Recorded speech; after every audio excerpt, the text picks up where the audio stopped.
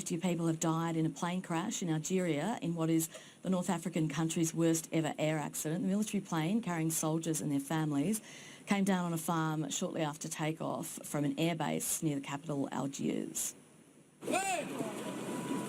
With the wreckage ablaze, they ran forward to help. But as the flames rose, hope faded. All they could do was watch.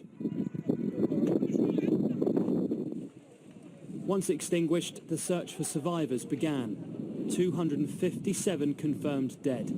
10 were crew, the rest soldiers and some of their families. Incredibly, some people did make it out of the burning fuselage.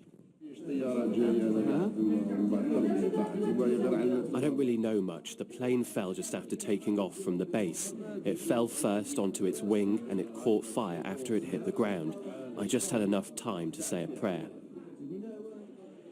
The military plane came down 20 miles south of Algeria's capital, Algiers.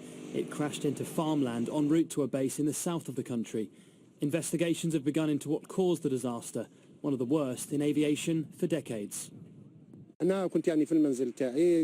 heard a loud explosion. My neighbour and I drove to the scene. On the way, we saw that the area was covered in dense fog. We knew that it was a plane crash and not a car accident or an explosion of a gasoline container.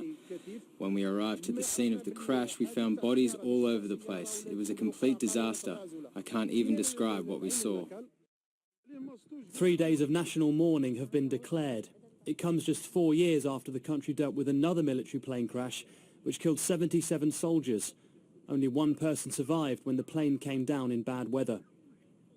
It's too early to say what caused this disaster, but with so many lives lost, pressure will be on the military to explain what went wrong.